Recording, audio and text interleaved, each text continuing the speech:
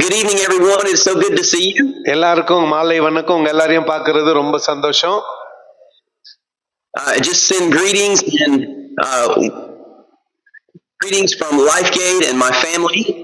LifeGate சபையின் சார்பாகவும் என் குடும்பத்தின் சார்பாகவும் உங்களுக்கு வாழ்த்துக்களை தெரிவித்துக் கொள்கிறேன்.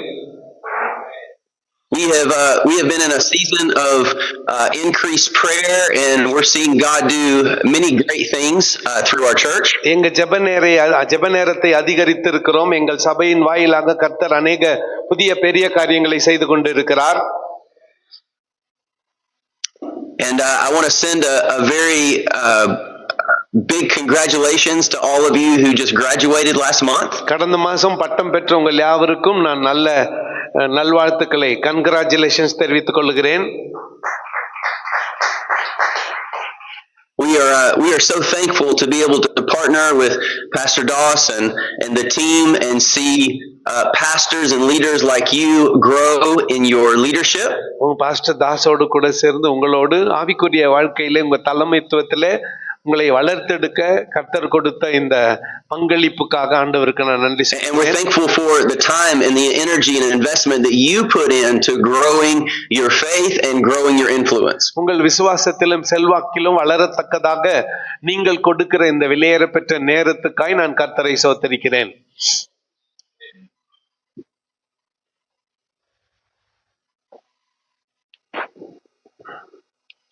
Yes, Pastor. Can you hear me? Yes, Pastor. Finish. Okay. Yes, I can. So, and I saw the pictures of you in your gowns, and it looks like you had a wonderful celebration last month. போன மாசம் உங்க graduation கவுன்ல எல்லாம் உங்களை பார்த்தேன். ரொம்ப அற்புதமா கொண்டாடினீங்க போலக்குது. I want to finish what I've been sharing with you throughout this year about Jesus's model of leadership. இயேசுநாதருடைய தலைமைத்துவ மாதிரியை இந்த வருஷம் முழுவதுமாய் உங்களுக்கு போதித்து கொண்டு வந்தேன். அதை நான் இந்த நாளிலே நிறைவு செய்ய விரும்புகிறேன். Having trouble hearing you, Pastor Doss. No, we are able to hear you very clearly. Okay, I'll take a break and so that you can interpret. Yes, Pastor.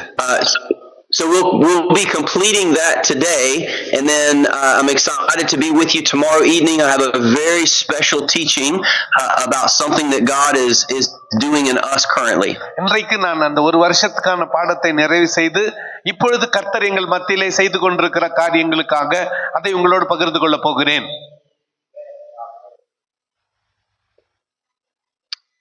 Amen. So let's pick up from where we left off. Over the last few months, we've been discussing Jesus's leadership and how it applies to how we lead and we pastor. கடந்த ஒரு வருஷமாக நாம் எப்படி தலைமை தாங்கி நடத்துவது என்கின்ற தலைப்பிலே உங்களோடு நான் பேசிக்கொண்டிருந்தேன். We first.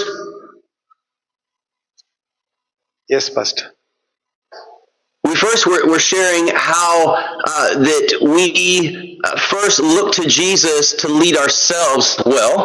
நாம் நம்மை ஒழுங்காய் நடத்த இயேசுவை நோக்கி பார்க்க வேண்டும் என்பதை முதலாவது நாம் பார்த்தோம். How he is the great model for us to follow.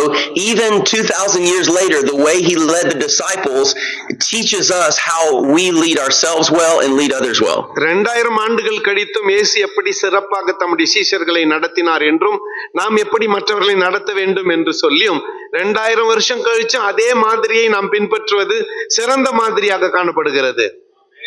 There's lots of great leadership resources available to us, but the Bible and Jesus's leadership is the greatest tool that we can use in our leadership. தலைமைத்துவத்தை குறித்த அநேக தலைமைத்துவத்தை குறித்த உபதேசங்கள் கருத்துக்கள் இருந்தாலும் இயேசுநாதருடைய உதாரணம் சிறந்த உதாரணம். So today I want to talk to you on the subject of leading others well. மற்றவர்களை சரியாய் நடத்துவது எப்படி? People are the reason, the means, and the goal of our leadership. நம்முடைய தலைமைத்துவத்துக்கு காரணமே மக்கள் தான், ஜனங்கள் தான். If you think you are leading, but you look behind you and no one is following you, you're only taking a walk. நீ நடத்துறதா நினைச்சுக்கிட்டு பின்னால திரும்பி பார்த்தா ஒருத்தரும் உன் பின்னால வரலன்னா காலையில ஏஞ்சி வாக்கிங் போறான்னு அர்த்தம். And we want to grow in our leadership, but that requires, or we want to lead more people, but that requires that we grow in our way of serving them. நாம अनेक மக்களை நடத்த வேண்டுமானால் முதலாவது நாம் நம்முடைய ஆவிக்குரிய வாழ்க்கையில வளர வேண்டும். அப்பொழுதுதான் மற்றவர்களை நடத்த முடியும். There's an African proverb that says, if you want to run fast, run alone. அதாவது நீ வேகமா ஓடணும்னு நினைச்சா ஃபர்ஸ்ட் நீ முதல்ல ஓட கத்துக்கோ. But if you want to run far, run together. அதாவது நீங்கள் நடத்துகிறவர்களும் சேர்ந்து ஒரு குறிப்பிட்ட தூரத்தை ஓடி கடக்க முடியும். As the body of Christ, we are called to run together, not to run alone. நாம ஆண்டவருடைய சரீரமாகிய சபை நாம சேர்ந்து ஓட அழைக்கப்பட்டிருக்கிறோம். தன்னந்தனியாய் ஓடுகிறவர்களாய் நாம் இருக்கக்கூடாது. A lot of times we can look at leadership like we're climbing a mountain. அதாவது மலைகளை ஏறும் பொழுது தலைமைத்துவத்தை மனதிலே வைத்து மலை ஏறுதலை நாம் சிந்திக்க முடியும். And it's not about who gets to the top first, it's how many people we take with us as we grow to the top. கவனிங்க, மலை மேல யார் ஃபர்ஸ்ட் ஏறி போயிட்டாங்கன்றது முக்கியம் இல்ல, எத்தனை பேரை கூட்டின்னு போய்கிறோம்ன்றது தான் முக்கியம். ஒரு அல்லேலூயா சொல்லிடுங்க. I want to show you a picture that I think will illustrate this. உங்களுக்கு நான் ஒரு படத்தை காட்ட விரும்புகிறேன். 4 புள்ளிகள். So there's 2 dots here, the starting place and the ending place. 2 பெட்டி இருக்கிறது, இங்க ஆரம்பிச்சு இங்க முடிகிறது, அந்த 2 புள்ளிகள். So this might be a goal or something that you want to accomplish in your leadership. தலைமைத்துவத்தில் இதை நான் சாதிக்க வேண்டும் என்று ஒரு திட்டம் வகுத்திருக்கிறேன். So the closest line between these 2 points, or the fastest way between these 2 points, is simply a straight line. இந்த 2 புள்ளிகளையும் இணைக்கக்கூடிய பக்கமாக, அதாவது சீக்கிரமா இந்த 2 புள்ளிகளையும் இணைக்கக்கூடிய ஒரு பகுதி ஒரு ஸ்ட்ரைட் லைன், அவ்வளவுதான். இதுதான் short route. And sometimes you just want to get from one point to the next in your leadership. You just want to make it happen. சில நேரத்துல ஒரு புள்ளியிலிருந்து இன்னொரு புள்ளிக்கு வேகமா கடந்துடணும், இது இன்னைக்கு நடந்து ஆகணும் அப்படின்னு சொல்லி நாம நினைக்கிறோம். Has anyone had something you were working on and you just thought, if I just do it myself, it'll make it happen quicker? இப்படி நீங்க உங்களிலே யாராவது ஒரு காரியத்தை மனதிலே திட்டம் போட்டு நான் தனியாவே இதை செய்து நினைச்சிருவேன் எப்ப நான் நினைச்சதுண்டா நீங்க? The problem with going fast from one point to the next is we lose people along the way and we have a lot of collateral damage. கவனிங்க, வேகமா போய் சேரணுன்றதுக்காக துரிதப்படுத்தினா நாம அநேகரை வழியிலே இழந்து விடுகிறோம்.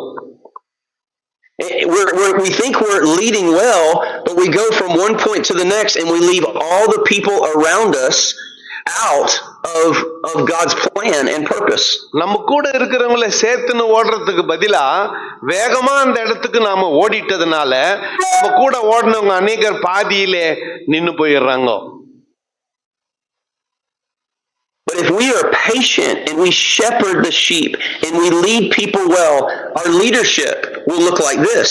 நாம பொறுமையாய் இருந்து ஜனங்களை நடத்துவோமானால் நம்முடைய தலைமைத்துவமானது It takes longer if you do a spiral, but you actually get to connect with the people that God wants you to lead. நேரா ஒரு நேர்கோட்ல ஓடுறதுக்கு பதிலா இப்படி சுத்தி சுத்தி ரொம்ப தூரம் ஓடினாலும் நம்ம கூட நிறைய பேர் சேர்ந்து ஓடுவாங்க.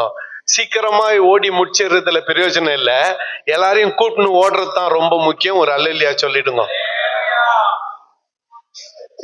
See, it's not about how many people you get to come to your church. எத்தனை பேர் சர்ச்சுக்கு வராங்கன்றது முக்கியம் இல்ல.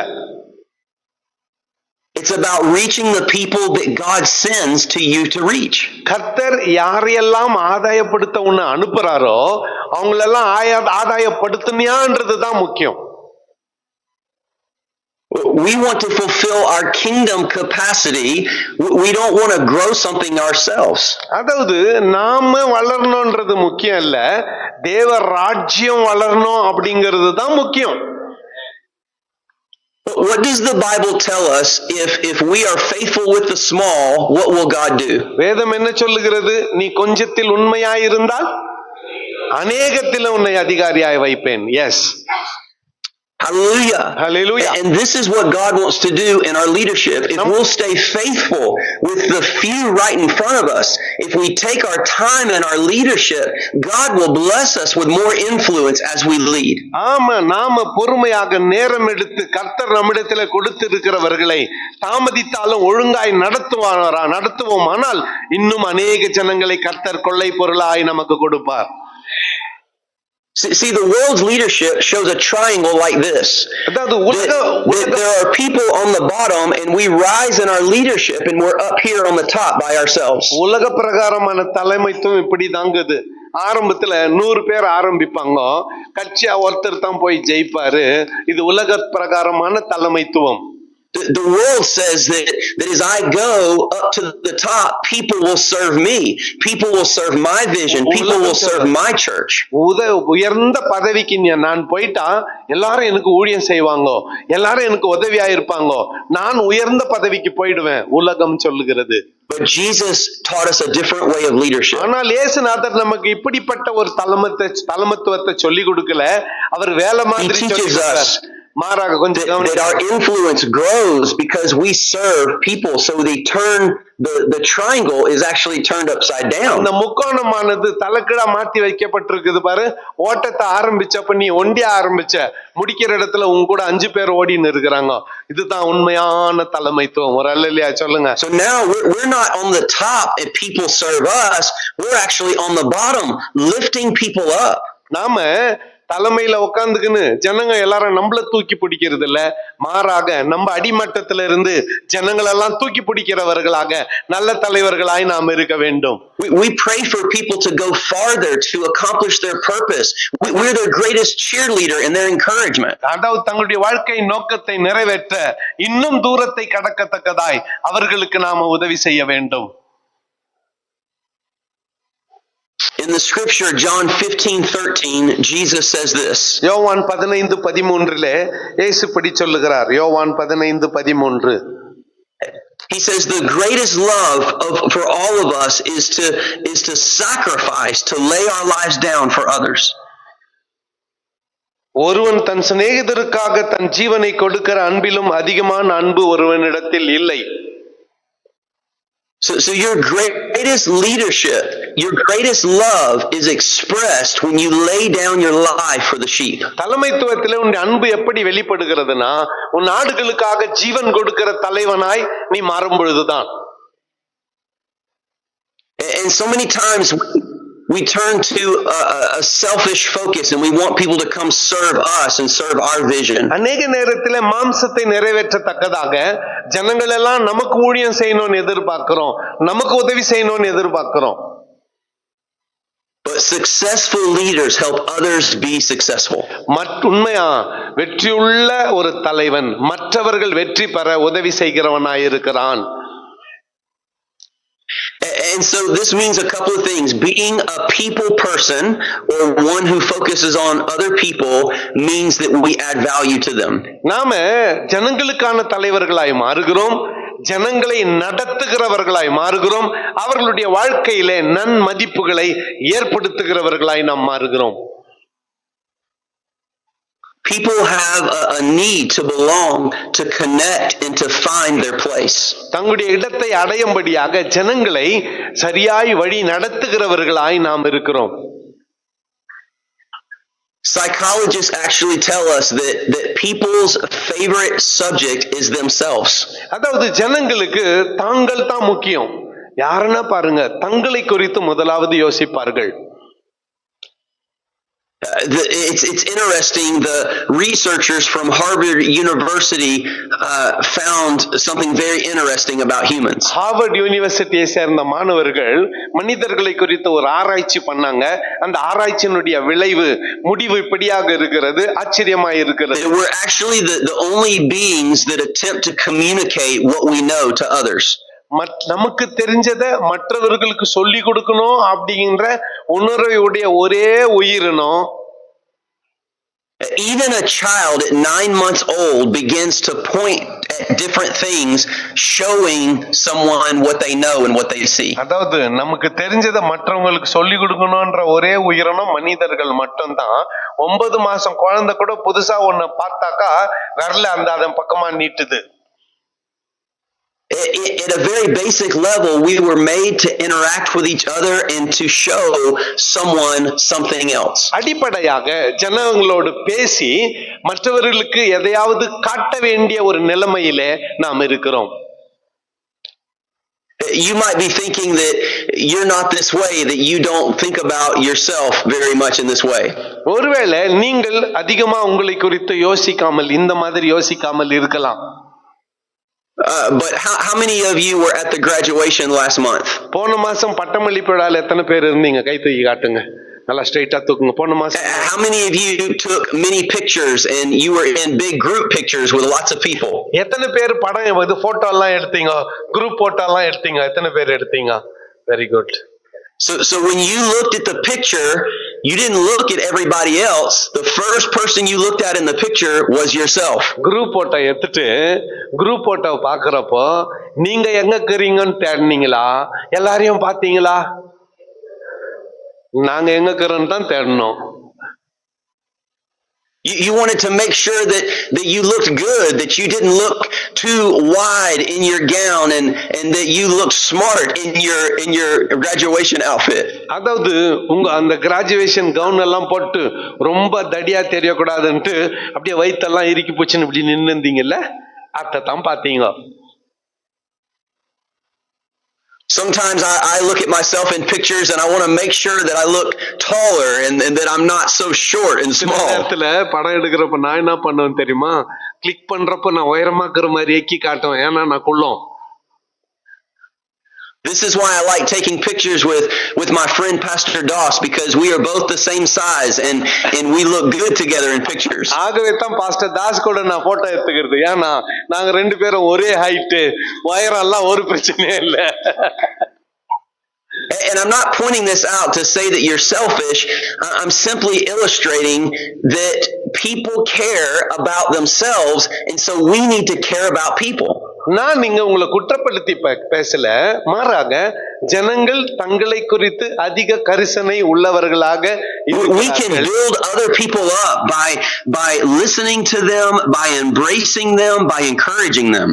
நாம மற்ற ஜனங்களுடைய அவர்கள் பேசும் பொழுது கேட்டு அவர்களுக்கு செவி சாய்த்து அவர்களை அரவணைத்து நடத்துகிறவர்களாய் இருக்க வேண்டும். As pastors and leaders, we can't wake up every day asking ourselves, who will encourage me? Who will notice me? Who will make me feel better?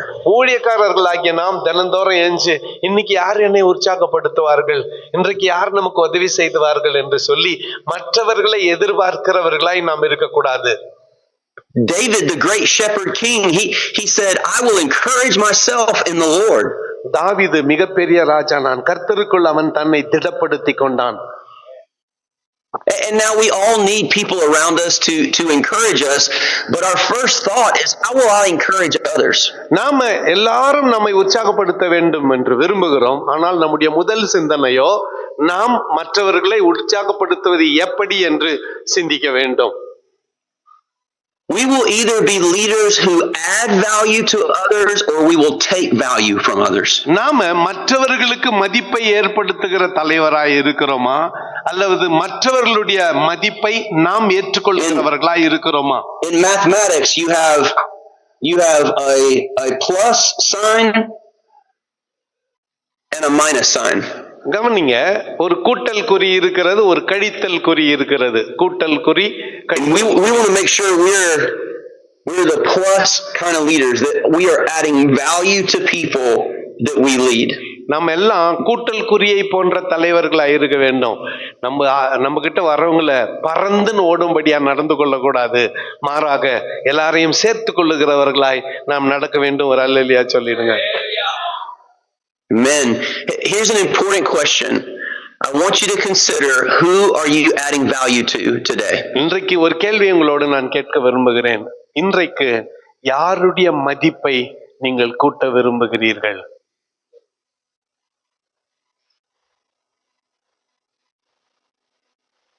This is an important question to ask ourselves so that we stay focused on being the kind of leaders that help and lead other people well. மற்றவர்களை சரியாய் நடத்துகிற நல்ல தலைவர்களாய் நாம் இருக்க வேண்டும். மற்றவருடைய வாழ்க்கையில மதிப்பை கூட்டுகிறவர்களாய் நாம் இருக்க வேண்டும். Here's some homework for later on when you have some time by yourself. நேரம் இருந்தா நீங்க செய்யும்படியான ஒரு ஹோம்வொர்க்கும் கொடுக்கிறேன், குறிச்சுக்கங்க. I want you to make a list of the people the leaders in your life who have added value to you. உங்க வாழ்க்கையில யாரெல்லாம் உங்க மதிப்பை கூட்டின தலைவர்கள், கர்த்தர் உங்களுக்கு கொடுத்த மதிப்பை கூட்டின தலைவர்கள் யாரெல்லாம்? Note what they did in your life to add value. உங்க மதிப்பை கூட்ட அவங்க என்னெல்லாம் பண்ணாங்க. And this will give you a target of the kind of leader that you want to be. இது நீ எப்பேற்பட்ட தலைவனாய் மாற வேண்டும் என்று இது உனக்கு வழிகாட்டும். People might forget what you say and do, but they will never forget how you made them feel. அதாவது நீ சொல்றத நீ செய்யறத ஜனங்க ஒருவேளை மறந்துடலாம். உன் வார்த்தையினால உற்சாகப்பட்டாங்க பாரு, அதை மட்டும் ஒரு நாளும் மறக்க மாட்டாங்க. I want you to think about a leader in your life that when you call them on the phone or they walk into the room, how much they lift your spirit. கவனிங்க, ஏதோ உங்களுக்கு கஷ்டமான நேரத்துல யாரோ ஒருத்தருக்கு phone பண்ணீங்க, அல்லது அவங்களே வந்து உங்களை சந்திச்சாங்க, அப்போ உங்களுக்கு ஏற்பட்ட அந்த நம்பிக்கை, அப்படி யாராவது உங்க வாழ்க்கையில இருக்கிறாங்களா? உங்களை நம்பிக்கை ஊட்டின, உங்களை பலப்படுத்தின யாராவது தலைவர்கள் உங்க வாழ்க்கையில இருக்கிறாங்களா? This is the kind of leader that Jesus is, and this is the kind of leader that he wants us to be to others. இயேசுநாதர் இப்பேற்பட்ட தலைவனாய் தான் இருக்கிறார். இப்பேற்பட்ட தலைவர்களாய் தான் நாமும் மாற வேண்டும் என்று இயேசு விரும்புகிறார். I want you to write this down. This is 4 things plus leaders do every day. கவனிங்க, இந்த மதிப்பை கூட்டுகிற தலைவர்கள் தினந்தோறும் செய்யக்கூடிய 4 காரியங்கள். மதிப்பு கூட்டும் தலைவர்கள் செய்யக்கூடிய காரியம். Number 1, ask how will I add value? முதலாவது கேள்வி, எப்படி நான் உன் மதிப்பை கூட்ட வேண்டும்? Number 2, look for ways to add value. இரண்டாவது, மதிப்பை கூட்டுகிற வழிகள் என்னென்ன கண்டுபிடி.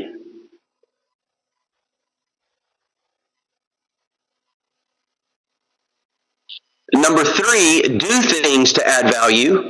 மூன்றாவது, மதிப்பை கூட்டுகிற செயலை மட்டும் செய். And then number 4, encourage others to add value to others. மற்றவர்களுடைய மதிப்பை கூட்ட உற்சாகப்படுத்து. How many of you have leaders serving under you in your ministries? உங்க சபையில, உங்க ஊழியத்துல, உங்களுக்கு கீழே ஊழியம் செய்யற தலைவர்களை கொண்ட தலைவர்கள் எத்தனை பேர்? உங்களுக்கு அசிஸ்டன்ட் பாஸ்டர்களை வச்சுக்கின்னு, அல்லது உங்களுக்கு கீழே ஊழியர்களை கொண்ட தலைவர்கள் எத்தனை பேர்? கையை உயர்த்தி காட்டுங்க. உங்க கீழே யாருமே இல்லையா? நல்லா கை தூக்கி காட்டுங்க. S. So when we have leaders that are under us that are discouraging, this will mess up our influence. கவனிங்க, நம்ம கீழே இருக்கிற யாரோ ஒருத்தர் தப்பு பண்ணிட்டாருன்னா அது எந்த விதத்திலும் நம்ம செல்வாக்க பாதிக்க போறதில்ல. Pastor Doss had leaders there on the different pastors who oversee regions. கவனிங்க, பாஸ்டர் தாஸ் தலைமையின் கீழே நிறைய கோஆர்டினேட்டருங்க இருக்கிறீங்க. If they were discouraging to the pastors that they serve, that wouldn't be a good representation of the ministry. கவனிங்க, யாரோ ஒரு coordinator அந்த குழுவுக்கு முன்மாதிரியா இல்லைன்னா அந்த குழுவையும் அவரையும் தான் அது பாதிக்குமே தவிர பாஸ்டர் தாஸ் எந்த விதத்திலும் அது பாதிக்காது. So it's not just enough to add value ourselves. We have to make sure that those that we lead Yes. are adding value to others. அப்படியானா நம்ம வாழ்க்கையில மதிப்பு கூட்டிக்கினா போதாது, மற்றவர்களுடைய வாழ்க்கையில மதிப்பு கூட்டுறவங்களா நம்ம மாறணும். ஒரு அல்லேலூயா இதுக்கு சொல்லிடணும். Caring and connecting begin with a choice to add value to others. அதாவது விசாரித்து மற்றவர்களுடைய வாழ்க்கையில மதிப்பை கூட்டுகிற தலைவர்களாய் நாம் மாற வேண்டும். If we serve people for our own agenda, then God will not bless that. கவனிங்க, குறுகிய நோக்கத்துக்காக ஜனங்களை நீ நடத்தினா அதுல ஒரு பிரயோஜனமும் இல்லை. When we care for people well, we build a bridge to their hearts.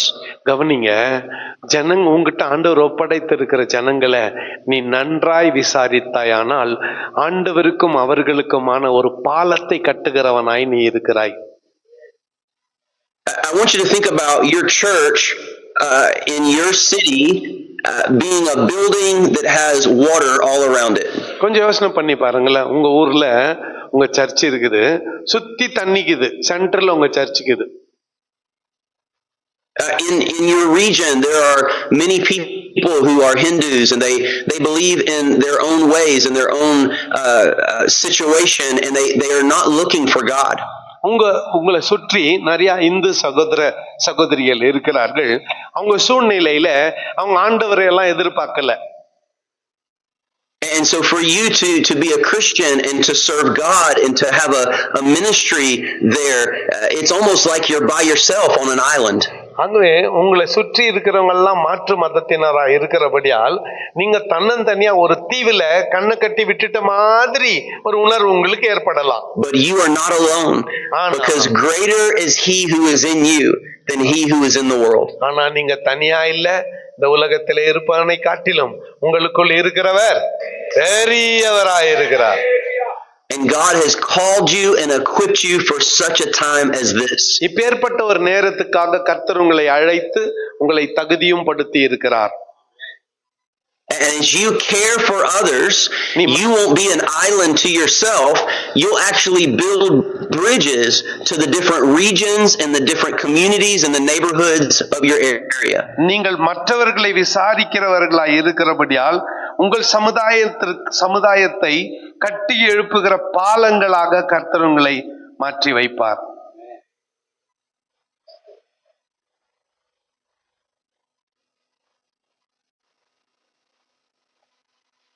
Yes, Pastor. So you might think, I don't have much to give, but if you care and serve people well, God will use that as a bridge to reach many. அதாவது மற்றவர்களை நீங்கள் விசாரித்து வழி நடத்துகிறவர்களாய் இருக்கும் பொழுது கர்த்தர் உங்களுடைய இந்த முயற்சியை ஆசீர்வதிப்பார். நீங்கள் பாலம் கட்டுகிறவர்களாய் இருப்பீர்கள். Significance is greater than success. வெற்றியை காட்டிலும் இது மிக முக்கியமானதா இருக்கிறது, பாலம் கட்டுவது. Because success is about me, but significance is about others. ஏன் என்று சொன்னால் இந்த என்னுடைய வளர்ச்சி முக்கியமல்ல, மற்றவர்களுடைய வளர்ச்சி தான், மற்றவர்களுடைய மதிப்பு கூட்டல் தான் முக்கியம் என்று மற்றவர்களுக்காக வாழுகிற தலைவனாய் நீ இருக்க வேண்டும். Here's a couple of ways to easily connect with others. மற்றவர்களோடு சுலபமாய் தொடர்பு வைக்க இரண்டு சுலபமான வழிகள். Number one, learn their names. முதலாவது அவங்க பேரை கத்துக்குங்க. உங்க எல்லா விசுவாசிங்க பேரும் when you learn people's names, they love hearing their name called. நீங்க அவங்க பேரை சொல்லி சொன்னீங்கன்னா அவங்களுக்கு ரொம்ப சந்தோஷம் ஏற்படும். அப்போ அவங்க பேரை கத்துக்குங்க. Sociologists tell us that when people hear their name, it's their favorite thing to hear. Sociology சொல்றாங்க அது என்ன தெரியுமா, யாராவது ஒருத்தனை பேரை சொல்லி நீ கூப்பிட்டியானா அதுல அவங்களுக்கு ரொம்ப சந்தோஷமா. You know, when God called us, he called us by name. He didn't say, "Hey you." ஆண்டவர் உன்னை அழைச்ச போது, ஏய் ஆடு மாடு ஊழியத்துக்கு வான்னு கூப்பிடல, உன் பேரை சொல்லி எசரா வான்னு கூப்பிட்டாரு. God called us by name. And so we need to work really hard to remember the names of the people that God has called us to serve. ஆண்டவர் நம்மை அழைத்த போது பேர் சொல்லித்தான் கூப்பிட்டாரு. அதே மாதிரி உங்க விசுவாசிகளை கூப்பிடும் போது பேர் சொல்லி கூப்பிட்டினா அவங்க ரொம்ப சந்தோஷப்படுவாங்க.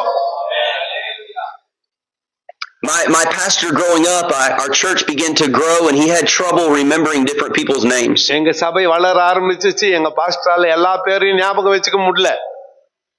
So he would actually, at our new members class, they would have their picture taken and he would make a book, a collection of all of their pictures and their names. ஆக என்ன பண்ணுவார், ஆராதனை நேரத்துல தனித்தனியா படம் எடுத்து அந்த படத்துக்கு அவங்க பேரை எழுதி பாஸ்டர் டேபிள்ல வரமா அப்படியே புக்காட்டம் அடுக்கி வச்சிருவாங்க. He would memorize them as he went through the book and he would pray for them by name. மேஜையில வைக்கப்பட்டிருக்கிற அந்த புக்ல அவங்க படத்தை பார்த்து அவங்க பேரை பார்த்து அவங்களுக்காக ஜெபம் பண்ணுவாரு, அவங்க பேரை மனப்பாடம் பண்ணுவாரு. Do you know that 20 years later there are people in our church that are still there, their whole families are there because Pastor Tony remembered their name. 20 வருஷம் ஆயிட்டு கூட இன்னைக்கு அவங்களும் அவங்க குடும்பமும் அங்க சபையில இருக்கிறாங்க. காரணம் என்னன்னா, பாஸ்டர் பேர் சொல்லி கூப்பிட்டாரு, பர்சனலா எங்க பாஸ்டருக்கு என்ன தெரியும்னு உங்க மேல அவங்களுக்கு நம்பிக்கை வருகிறது. There are lost people in your community, in your families, and sometimes we don't even remember their names. உங்க சமுதாயத்துல உங்க சபையில நிறைய பேர் இருக்கிறாங்க, நிறைய நேரத்துல அவங்க பேரே ஞாபகம் இல்ல.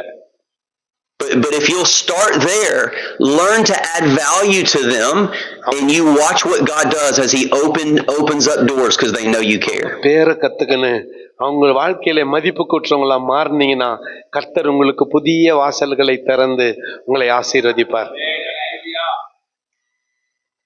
And number 2, put people at ease. ரெண்டாவது, ஜனங்களை ரொம்ப கஷ்டப்படுத்தாத, அவங்க லகுவாக்கட்டும். And there's lots of different ways that we can do this. இத ஜனங்கள் லகுவா நடத்துறதுக்கு, மெதுவா நடத்துறதுக்கு நிறைய வழி இருக்குது. Through our body language, our posture, the volume and the tone of our voice. நாம எப்படி பேசுறோம், நம்ம உடம்புல எப்படி சைகை காட்டுறோம், எப்படி நடந்துக்கிறோம்னு எல்லாத்துலயும் அது இருக்கிறது. You might come across aggressive and you need to sit back and relax and put a smile on your face. ஒருவேளை ரொம்ப கோவம் வந்துச்சுன்னு நினைச்சுக்கங்களேன், உங்களுக்கு உட்கார்ந்து மூஞ்சில கொஞ்சம் அப்படி சிரிப்பை காட்டுங்க. கோவம் வந்தா எப்படி இருக்கும்? The first time I met Pastor Doss, he was standing at the airport smiling and waving and he had a big grin on his face. Pastor Das முறையா ஏர்போர்ட்ல என்ன சந்திக்கிறாரு, அங்க நின்னுகிறாரு, சிரித்த முகத்தோட என்னை அன்போடு வரவேற்றார். I had never been to India. I was in a brand new place. I had been on a very long flight. அதாவது இந்தியாவுக்கு இதுக்கு முன்னால வந்ததில்ல, நீண்ட நேர விமான பயணம் அதை முடிச்சு. And if we had landed in Bangalore and come out of the airport and Pastor Doss was standing there like this. நீண்ட பயணத்துக்கு பிறகு ஏர்போர்ட்ல இருந்து வெளியே வரப்போ பாஸ்டர் தாஸ் நின்னு அப்படியே முறைச்சு பார்த்து இருந்தாருன்னு வச்சுக்கோங்களேன். If he had done this, I would have gotten back on the plane and flown all the way back home. Return ஃளைட்ல ஏறி போயிட்டப்ப நான் இந்தியாக்குள்ள வந்தே இருக்க மாட்டேன். But instead, he greeted me with a smile. He embraced us. மாறாக அவர் சிரித்த முகத்தோடு எங்களை கட்டி அணைத்து அன்போடு வரவேற்றார். They honored us, and then my favorite thing, he gave us very good food. அதாவது எங்களை கனம் பண்ணாங்க, ஃபர்ஸ்ட் கூட்டிட்டு போய் நல்ல சாப்பாடு வாங்கி கொடுத்தாங்க. And now we are friends. அந்த ஒரே சாப்பாட்டுல நான் மயங்கிட்டு நல்ல நண்பர்களா இருக்கிறோம். See, God cannot use our leadership in the lives of others if we are not friendly and love people well. நாம ஜனங்களை நேசிக்காம, அன்பு செலுத்தாம, அவங்க கிட்ட நல்லா பழகலனா நல்ல தலைவர்களா நம்மளால இருக்க முடியாது. If we want to make friends, we have to show ourselves friendly to others. நாம நண்பர்கள் வேணுமா, அந்த நண்பத்தை, அந்த ஃப்ரெண்ட்ஷிப்பை, அந்த ஸ்நேகத்தை காட்டுங்க, உங்க செயலால காட்டுங்க. People will not always follow you because you have pastor in front of your name. நீ பெரும் பதவியை வச்சுக்கின்னு பாஸ்டரா இருந்தியானா ஜனங்க உன்னை பின்பற்ற போறது இல்ல. they will follow you because you care for them and you add value to them. நீ ஜனங்களை விசாரிக்கிறவனா இருந்தா உன்னை அநேகம் பேர் பின்பற்றுவார்கள். அவங்க வாழ்க்கையில நீ மதிப்பை கூட்ட முடியும். So number one, we're learning names. Number two, we're putting people at ease. முத பேரை கத்துக்குங்க. ரெண்டாவது ஜனங்களை லகுவா பழகுங்க. And then number three, ask more questions. மூணாவது அவங்க கிட்ட நிறைய கேள்விங்களை கேளுங்க. அவங்க பேச அனுமதி கொடுங்க. Many times we spend our conversations with people talking about how much we know. அநேக நேரத்துல எனக்கு எவ்வளவு தெரியும் காட்டுறதுல தான் நம்ம பேச்சுவார்த்தைய வச்சுக்கிறோம். We want people to come hear us preach, but we don't want to come off the platform and connect with them relationally. எல்லாரும் நம்ம மேடையில நின்ன உடனே மொத்த பேர் வந்து உட்கார்ந்து நம்ம பிரசங்கத்தை கேட்கணும். பிரசங்கத்தை முடிச்சுட்டு வெளியே வந்ததும் ஓடி போய் கார்ல ஏறி அந்த அந்த மகிமையை காப்பாத்தின்னு ஓடிடுறது வீட்டுக்கு. யாருக்கிட்டையும் ஒரு நிமிஷம் கூட பேசுறது இல்ல. அடுத்த செய்தி கேட்க யாரும் வரமாட்டாங்க. There are some pastors in America who show up right before the service starts and they head out the door right when the service ends. அமெரிக்கால சில பாஸ்டர்ங்க இருக்காங்க. அவங்க மெசேஜ் கொடுக்கிறதுக்கு ஒரு நிமிஷம்ங்கிறப்ப வருவாங்க. மெசேஜ் முடிஞ்சு ஜனங்கள்லாம் ஜெபம் பண்ண கண்ணு மூடினா சிட்டா பறந்துருவாங்க. They're escorted by a group of people all around them, an entourage to keep other people from speaking to them. இன்னும் சிலர் அவங்கள சுத்தி எப்பவுமே 20 பேரு அவங்கள அப்படியே பயபக்தியா கூட்டின்னு போவாங்க. அவ்வளவு பெரிய ஆளா நீ?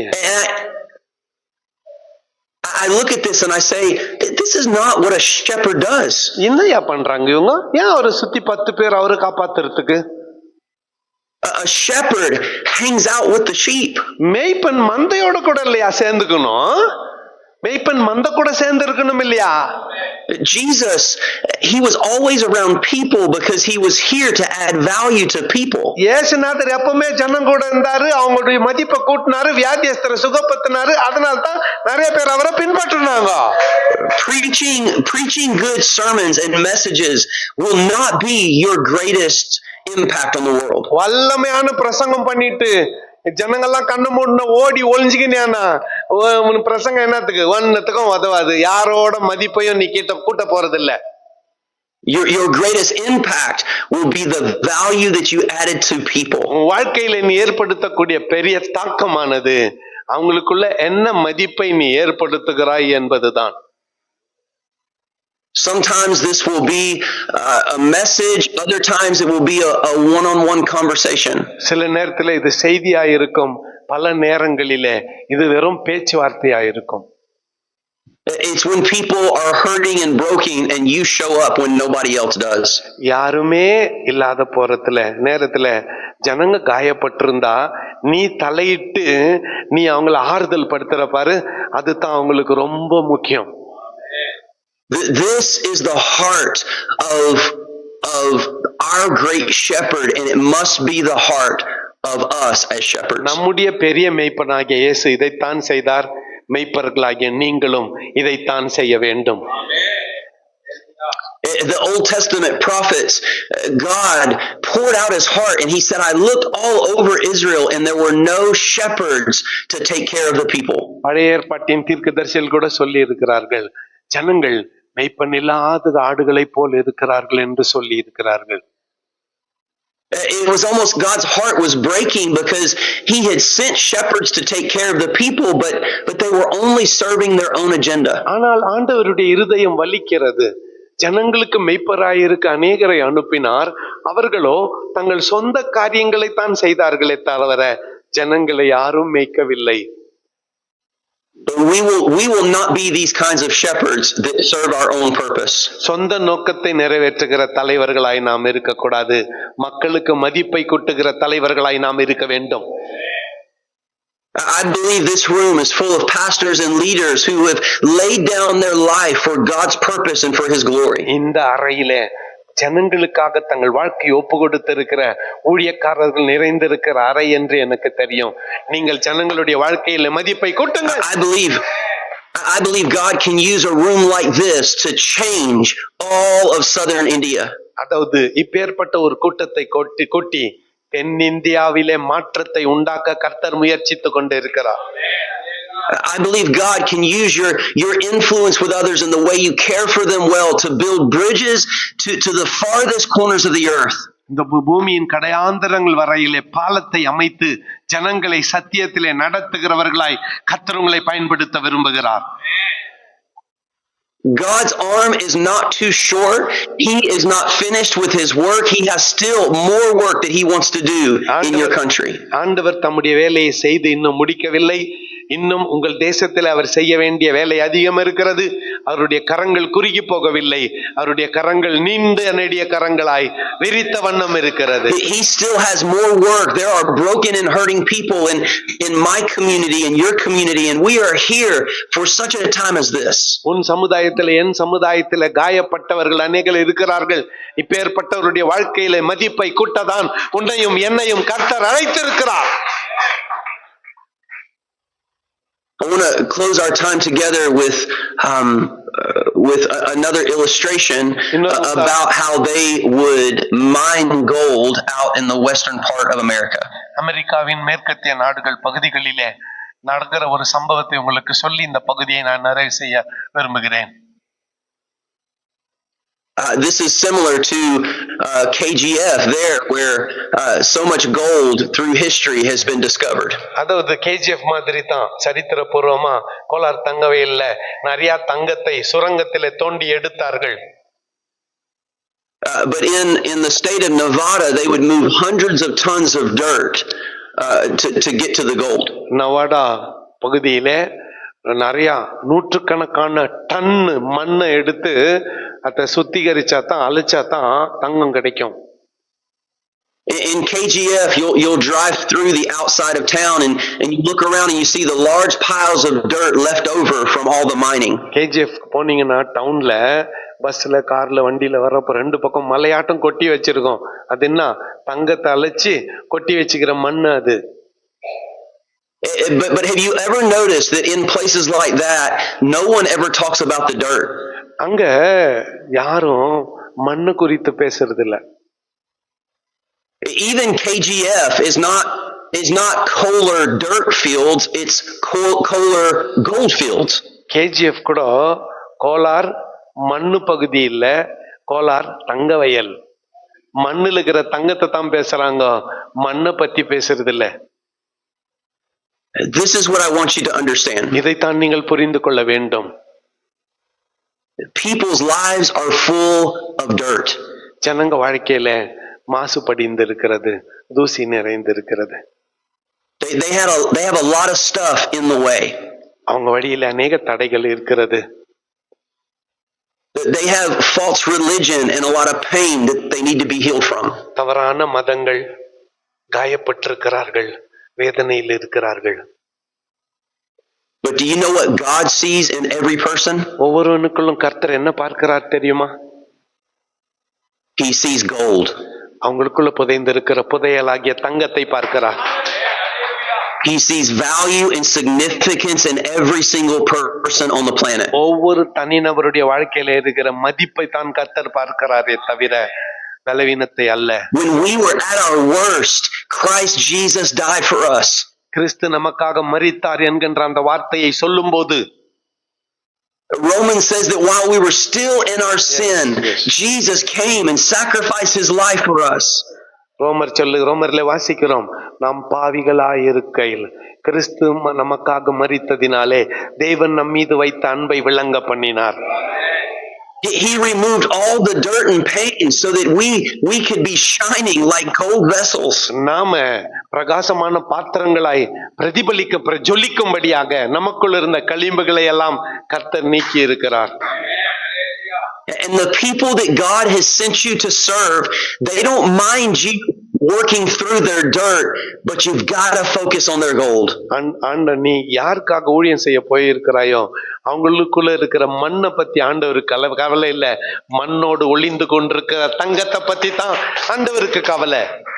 They don't mind us coming in and helping them move the dirt out of their families and move the dirt out of their hearts, as long as we stay focused on the gold that God sees in them. குடும்பத்துல தனிப்பட்ட வாழ்க்கையில படர்ந்து இருக்கிற மண்ணு முக்கியம் இல்ல, அந்த மண்ணெல்லாம் விலக்கி தள்ளி ஒளிந்து கொண்டிருக்கிற தங்கத்தை வெளியே கொண்டு வர்றதுதான் முக்கியம்.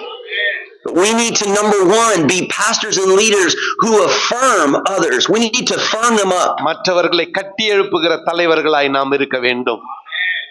There are going to be people in your life this week that they barely made it. They're just barely hanging on, but you can affirm them.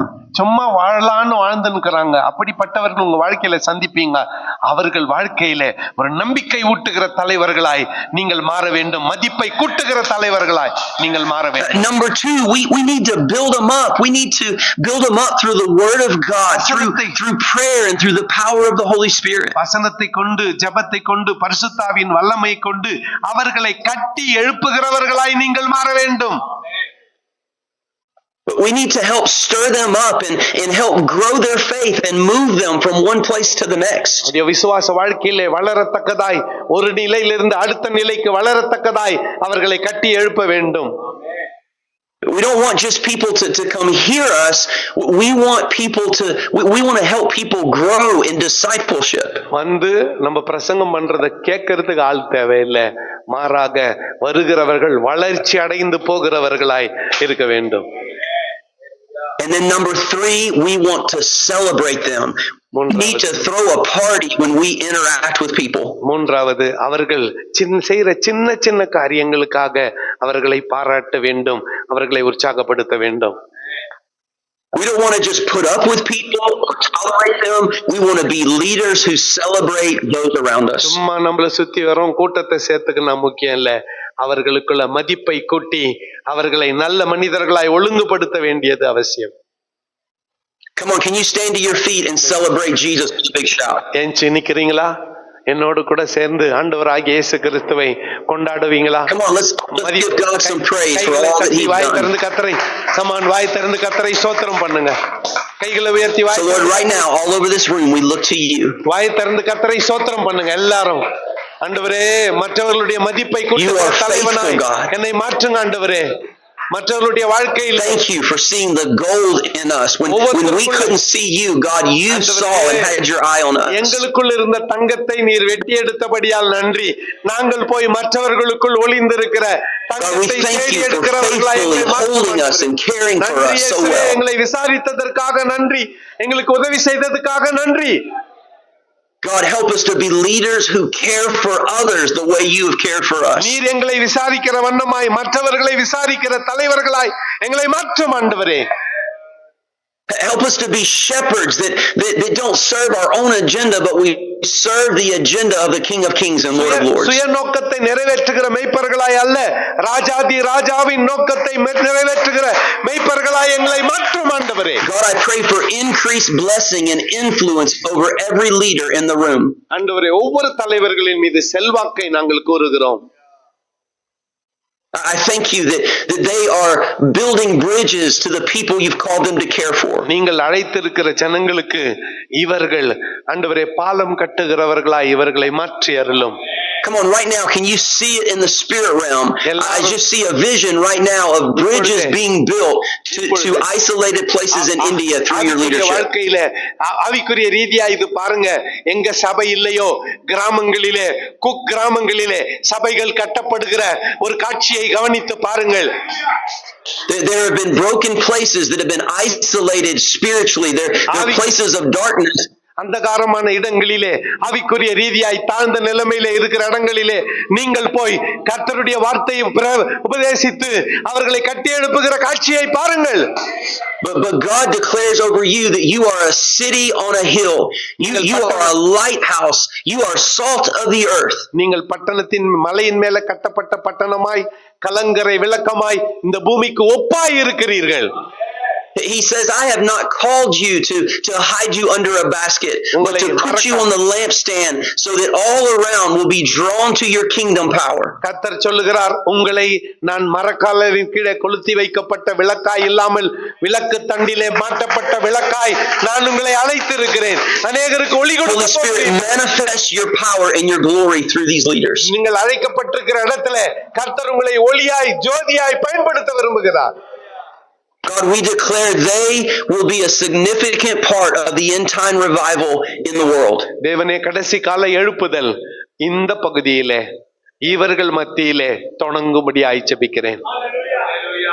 I declare that a bright light has risen upon them for this time and this place. இந்த இடத்துல இந்த நேரத்துல வறட்சி எல்லாம் ஒழிந்து போய் புது துளிரானது துளிர்க்கட்டும் ஆண்டவரே. And we give you all the glory and the honor and the praise. எல்லா துதியும் கனமும் மகிமையும் உமக்கே செலுத்துகிறோம். Come on everybody, it's for his glory, his power and his honor. எல்லா அவருடைய நாமத்துக்கே துதியும் கனமும் மகிமையும் உண்டாவதாக. In Jesus mighty name we pray. Amen. Amen. இயேசுவின் நாமத்தில் ஜெபிக்கிறோம் பிதாவே. ஆமென். ஆமென்.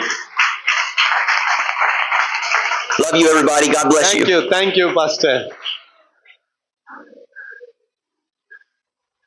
கண்களை மூடி கைகளை உயர்த்தி வாய் திறந்து கர்த்தரை ஸ்தோத்திரம் பண்ணுங்க. சத்தத்தை உயர்த்தி ஸ்தோத்திரம் பண்ணுங்க. ஆண்டவரே, எங்கள் பட்டணத்துக்கு மற்றவர்களுடைய வாழ்க்கையிலே மதிப்பு கூட்டுகிறவர்களாய் எங்களை மாற்றுங்க ஆண்டவரே. மதிப்பு கூட்டல் செய்கிறவர்களாய் எங்களை மாற்றுங்க. மற்றவர்களை கட்டி எழுப்புகிறவர்களாய் எங்களை மாற்றுங்க ஆண்டவரே. ஆமாண்டவரே, தூசு தட்டி அவர்களுக்குள் ஒளிந்து கொண்டிருக்கிற தங்கத்தை தோண்டி எடுக்கிறவர்களாய் பிரித்தெடுக்கிறவர்களாய் எங்களை மாற்றுங்க ஆண்டவரே. காலை முதல் இந்த நேரம் வரையிலே உம்முடைய சமூகம் உம்முடைய பிரசன்னம் எங்களோடு இருந்த தயவிற்காக நன்றி செலுத்துகிறோம். இந்த இரவிலே கர்த்தாவே நல்ல உறக்கத்தை தாரும். மின்சாரம் தடை செய்து எங்கள் உறக்கத்தை கெடுக்காதபடி ஆண்டவரே தகப்பனே, நாங்கள் எல்லா விதமான வசதிகளோடு நல்ல உறக்கத்திலே ஓய்வெடுத்து காலை எழுந்து நாளைக்கான பாடத்தை படிக்க கிருபை தாரும். கொண்டு வந்த யாவரையும் ஆசீர்வதியும் ஆண்டவரே. இரவு விருந்தை கர்த்தர் ஆசீர்வதிப்பீராக. உட்கொண்டு பலனடைந்து ஊழியம் செய்ய கிருபை தாரும். நசரேயனாக இயேசுவின் நாமத்தில் ஜெபிக்கிறேன் நல்ல பிதாவே. என் ஆத்துமாவே என் முழு உள்ளமே பரிசுத்த நாமத்தை ஸ்தோத்திரே. என் ஆத்துமாவே கர்த்தரை ஸ்தோத்திரே. அவர் செய்த சகல உபகாரங்களையும் மறவாதே. ஆமேன். அல்லேலூயா.